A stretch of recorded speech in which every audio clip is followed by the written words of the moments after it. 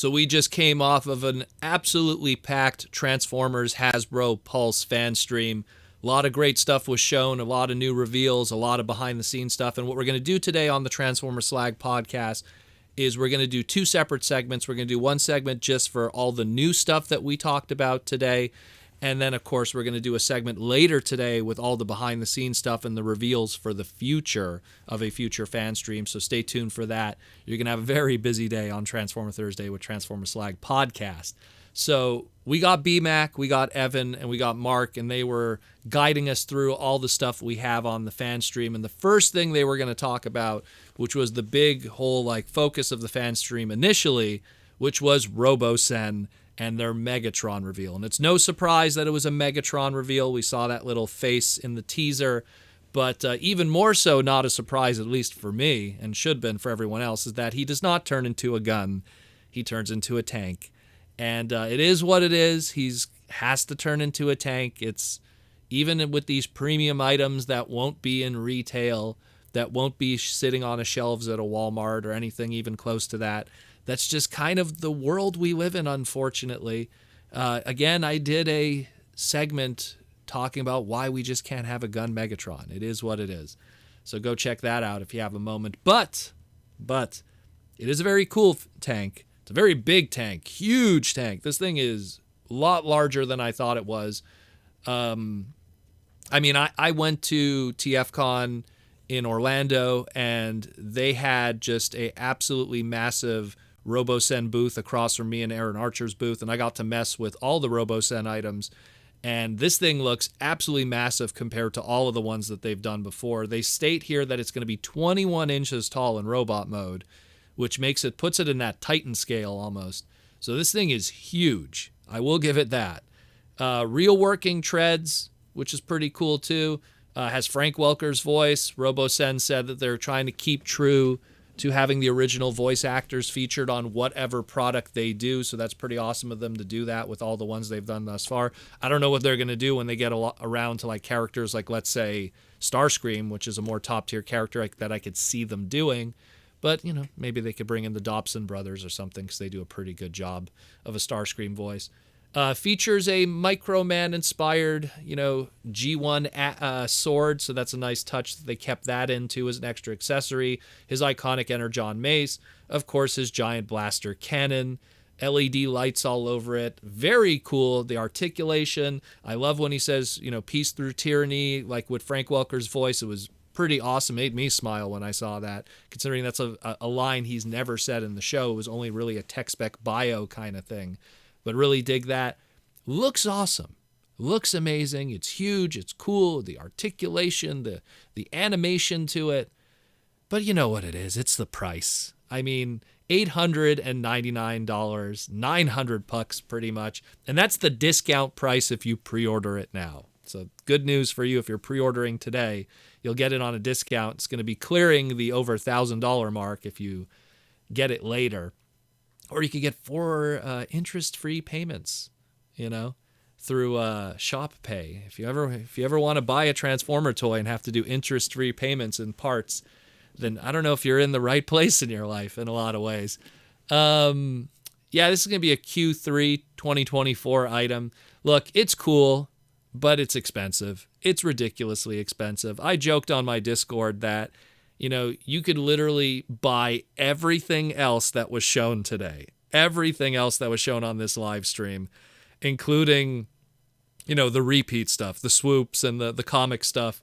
All of that could be bought today with $899, and you'd still have money left over, So it's something where, do you want Robo-Sen or do you want everything else? And you'd still have money left over. So it's something where I just feel your money is better spent elsewhere. $899 is practically anything that's ever existed in retail Transformers on any part of the globe. Even today, I want to own a G1 Black Zarek or something. You could probably find one from Master Force probably for $899 today.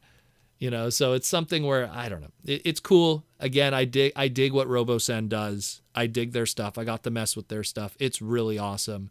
But at the same time, that's money that's better spent elsewhere in this hobby, or better yet, in your life. So it is what it is. The other two reveals, and these are the much more exciting ones in my opinion, because they're affordable, but they're also really cool characters, and we got to see just the enthusiasm from Mark and Evan and putting these things together. So we got some Legacy United items we're going to talk about. We have two new ones because we already saw and discussed yesterday about the Hot Shot. So the two other ones that they're going to talk about that are brand new reveals, and we'll have some behind the scenes stuff too on our next segment about some of the others that we've already talked about quite a bit throughout the past couple of weeks. But the first one is Transformers Legacy United Deluxe Class Armorizer Nucleos. And first time we get to see him, we only heard his name in the past, and now we finally get to see him. He is a quite extensive partial of the Magnius Armorizer mold, and looking really good. Ajima-san, along with Mark, designed this one. Mark, he always likes to infuse lore into these characters since they will not be featured in any fiction in the immediate time anyhow. He's a bit of a Nucleon homage, and sometimes Mark would call him Nucleon, more so just probably because he's just mixing up the name of the character and the power-up. But it's a Nucleon homage. Nucleon was like this energy source that had all kinds of different properties within Transformers, and Mark's like, in this case, you take the Nucleon, if the Transformer wears it as armor as an armorizer, if he wears it too long, the Nucleon is going to seep inside him, and he will lose his ability to transform that Transformer and turn him into an Action Master. So that's a nice little piece of lore there. Mark also mentions, again, like the past armorizers, they're all based off some kind of material or mineral or rock. And this one here is based off of white quartz, if you're making notes on your chart here of what each of the armorizers transform into in terms of a mineral. Also, the robot head on it is an homage to old sci-fi robots. Kind of reminds me of Gort a little bit. I could kind of see what he's talking about with that from like the 50s and the 60s with those old sci-fi robots. As for like, the insane partial and everything, like there's a lot going on here, because all that's really shared between this and the Magnius, aside from obviously the transformation itself, is you pretty much look at like the robot mode, and it's pretty much just like the crotch area kind of a little bit and the forearms, and that's it. When you look at the alt mode, it's even less. Like it's just that small side panel piece of the alt mode. Otherwise, it's all brand new tooling. Everything is brand new tooling. So if anything, it's more of like, just the transformation, if anything, as opposed to like some of the other repaints we've been used to in the past. It's very clearly coming from something else. So very cool. I dig it. I love these Rock Lord-esque kind of characters, and I hope to see more of them. And Mark putting a little bit of fiction into them, because that doesn't exist, because we don't really have tech specs anymore. We don't really have any kind of like animation or comics for these characters. So when Mark gets that opportunity to infuse a little bit of lore, that's pretty cool. So let me know what you think about this guy. I dig him a lot. Then we got our Voyager class. So we got a big new Voyager reveal. Again, we knew he was coming. We talked about it over the past couple of weeks, but now we finally get to see Transformers Legacy United Voyager class Cybertron Universe Vector Prime. So when we first saw the early leaks of these late last night, it wasn't the best images in the world, so it was kind of hard to convey how good looking this figure was. But now that we have the in photos that are a little better, and of course the video from the live stream, this figure is looking pretty awesome. It's kind of starting to warm up on me, because this is an old Aaron Archer design, and the original toy was so well done that I was like, what are they going to do that's going to make this better, especially at a Voyager class? And it looks pretty good. I like what they did. First things first, let's talk about the fact he comes with his Sword of Time. He comes with the Cyber Planet Key, both of those sculpted in, of course, clear translucent plastic. The good translucent plastic being used on that Cyber Planet Key is really good too, because, the original toy had that translucent clear plastic also in that same color. So it's a nice homage to the original Cyber Planet Key that was exclusive to Vector Prime, the Time Key, if you will. Obviously, the Japanese one had paint on it, but the original American Cybertron one was just pure translucent, and it's a nice throwback to that. They said they wanted to include the Minicon of Safeguard, but they just didn't have the budget for it. They would have loved to include a Minicon, but at the Voyager price point, it was pretty much cutting it too close. They say there is Minicon 5mm ports on them, so you can technically use some of the other Minicons. You obviously can't use the original Minicon because you have that little Minicon peg there that's going to get in the way, but I get a feeling we're going to get a Minicon box set or something at some point that'll just function with all of these dudes. But yeah, very, very cool. Again, those Minicon ports are on him for future planning. And again, Mark also infusing a little bit of story into it and what's going on here. This is one of these cases where it's like, well, Legacy didn't have a Netflix series. There was plans to do something at some point, but Legacy's story is pulling all these characters from different timelines for a giant battle, and Vector Prime would have been the center of that story because he is the time transformer, and he would have been doing all that time shenanigans, to quote them. So that would have been like, this Vector Prime would have been the centerpiece of all of this Legacy trilogy in terms of the character and the prime focus of it. So very, very, very cool.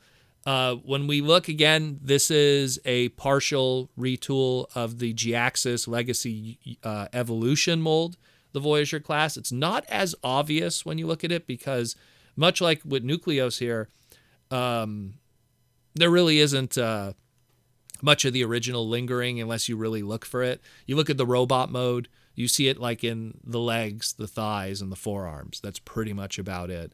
Everything else is brand new tooling.